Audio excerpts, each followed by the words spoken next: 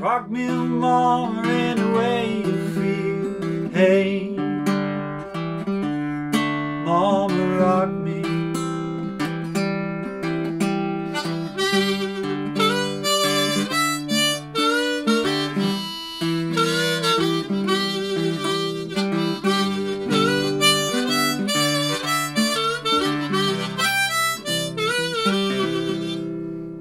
Hey, I still remember it, almost.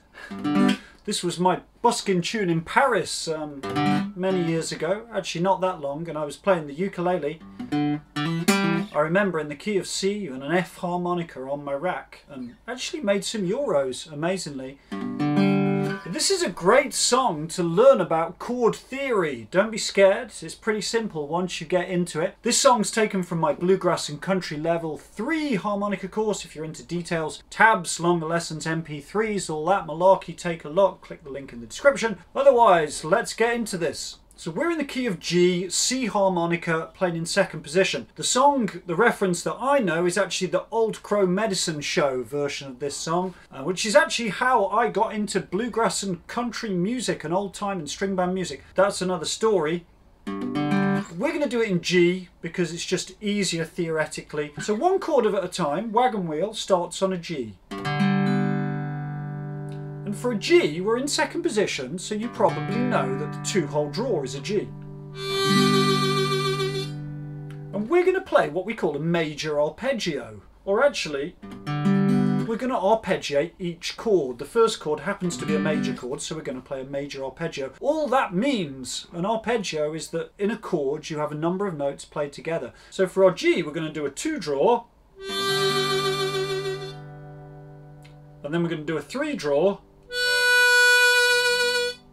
And a 4-draw.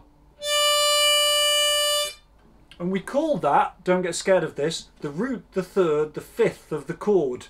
And that's just how it relates to the scale. That isn't how it relates on the harmonica. Okay, when I play the third, I am playing a 3-draw. But when I play the fifth of the chord, I'm actually playing a 4-draw. So when I refer to that, I'm not referring to the holes of the harmonica, I'm referring to the intervals of the scale. Anyway, you can go away and do some other research, and I'll link some other theory videos. Get in touch if you want help. Music theory is a big subject, but even if you just take away this basic idea that we're doing what we call a major arpeggio. A great way to remember that, if you have a song reference at school, we used to sing something called Kumbaya. An old religious song, da da da, and I'm going to do that over the chord. But then Wagon Wheel goes to a D chord. What do I do there? Okay. Well, I can find a D, but if I play the notes around it, that's not a D chord, so I have to find the other notes of the arpeggio. And if Kumbaya applies over the G, 2-draw, 3-draw, 4-draw, I want to do the same thing starting from the 1-draw. Now I can tell you what that is, and I'm going to because I'm nice like that. If you could work that out by ear, so I've got my 2-draw, 3-draw, 4-draw, and then from the 1-draw I want the same thing. Often as blues players we can go,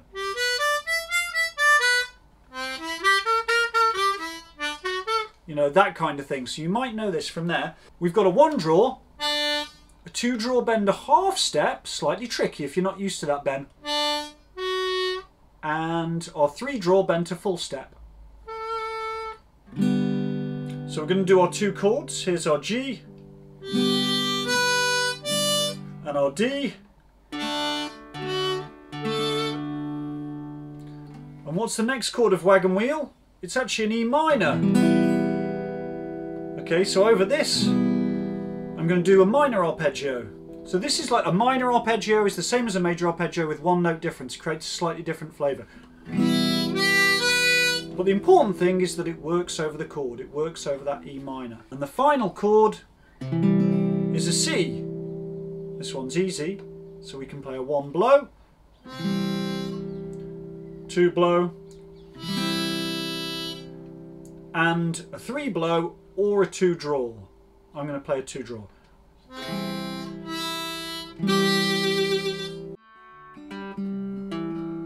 So Wagon Wheel seems to be a very divisive song in bluegrass. Some people hate it because it's sort of become a bluegrass pop anthem. For other people, like myself, I don't really play it anymore because I prefer to play my own songs mostly.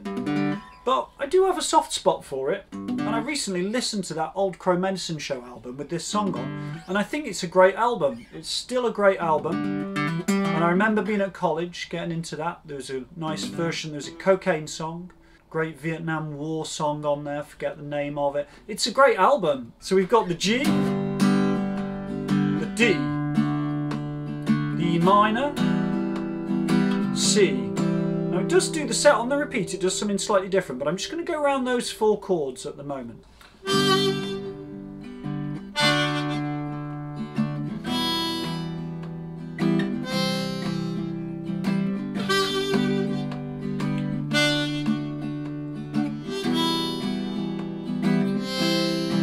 Then you could try and put the 3rd in after the root of each chord, so I could go.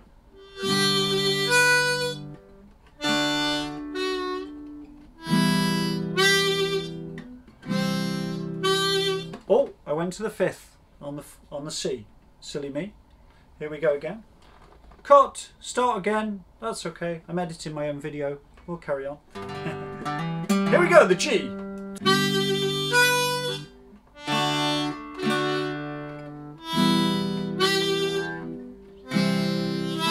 There we are.